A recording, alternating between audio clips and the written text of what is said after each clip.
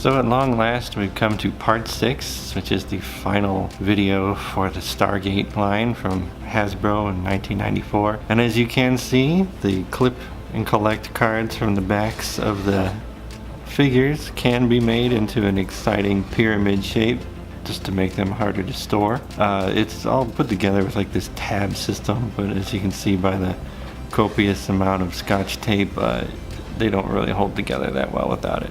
And before we get to the winged glider, which is the last vehicle, we do have one last figure, which is Horus, the attack pilot flavor, with shooting aerial attack gun. Horus comes with a collectible chariot artifact. This is the second of two Horuses, Hori.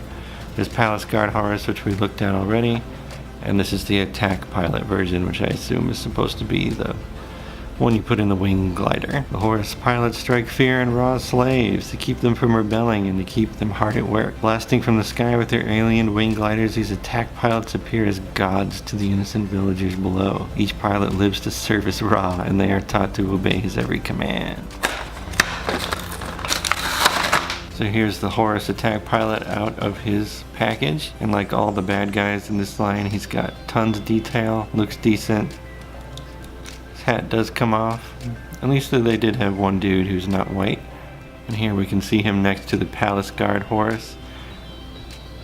And there's quite a bit of custom work on him, which is nice. His bracers are completely different. He's got different upper arms, different chest piece. Looks like they did recycle the loincloth bit. Oh no, they didn't actually, because there's texture on the Palace Guards and none on this Horus. So even this has some custom tooling, but the helmets are pretty much look like they're exactly the same. Quite a bit of uniqueness in each one to kind of justify them being two. And the attack pilot comes with the staff weapon we've seen with the other Anubis and Horus figures. Strangely, this guy has almost no trouble holding his, although it is a kind of strange angle. I think I said previously that Ra had the most ridiculous of these giant spring-loaded launchers, but I don't know. I'm starting to think that maybe this one wins. They do have giant bronze missiles, of course, that go in there. Attack pilot Horus's collectible artifact, they list it as a chariot.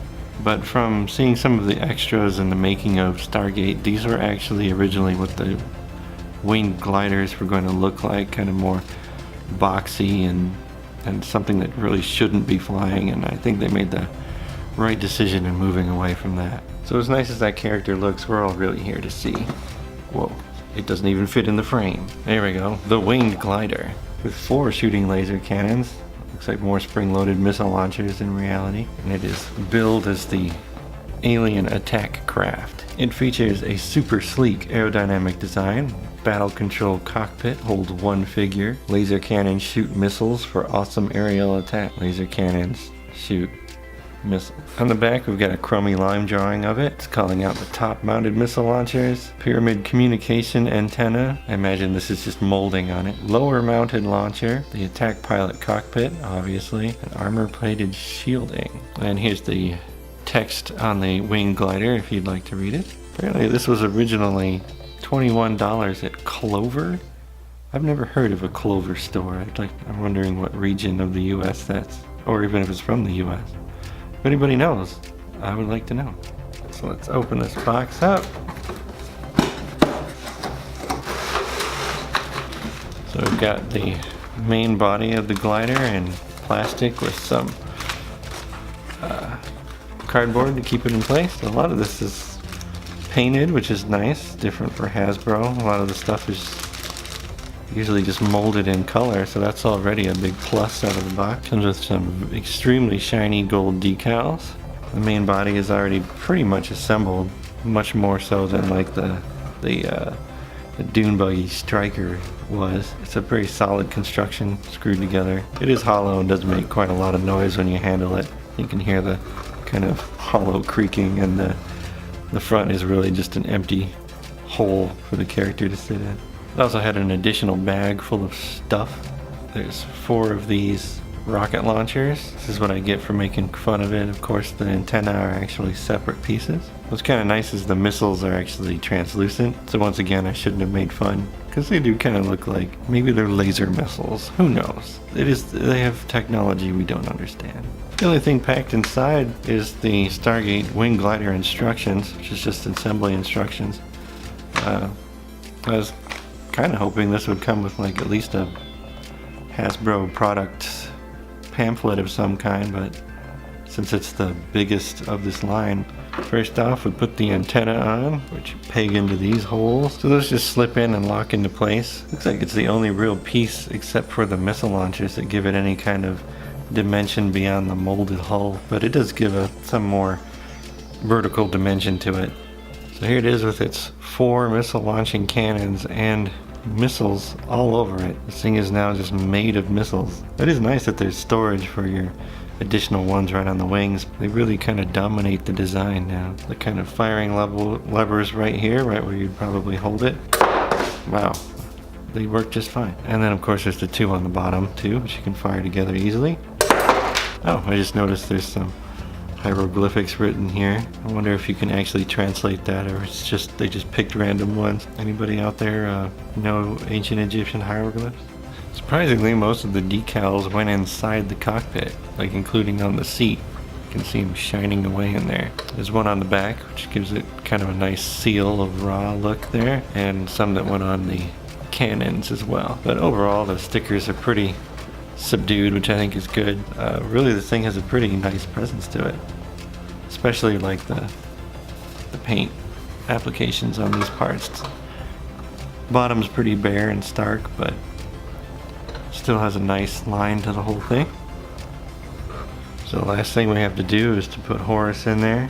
I notice his loincloth does come off without a metal pin, so I'm wondering if you're supposed, yeah, he's just gonna have to, he's got to take his loincloth off, so avert your eyes. He has to just wear his little space Egyptian underwear. He just kind of is held in there by friction of his beefy thighs gripping that little nub in between there. You know, it looks a lot like the movie because they have the open cockpit and everything. It's got a pretty decent look to it. Looks cool from the side when you can't see his face peeking out of that stupid window. And there you have it. That's the wing glider with the attack pilot Horus figure, which completes Hasbro's 1994 Stargate line. That's everything. Definitely finished on a high note. This is the best vehicle in the line. All the Horus Anubis figures are the best in the line. Really, I would suggest if you wanted to collect this for a Stargate collection or something related to the movie, the absolute must-haves are this. it's this. Because the mustache is kind of crappy, the striker is alright, the stickers look terrible, all the hero figures are bad, but you really can't go wrong with the bad guys here. So that's a positive end, I think. Yeah, thanks for sticking with. Sorry it took so long to get this done. I have 4 or 5 more complete toy lines to do as a series and a bunch of one-off things to do. But yeah, I'll pick out one of the several other toy lines I've collected that are all in the boxes and complete, and we'll work through another one. Thanks very much for watching and for your patience.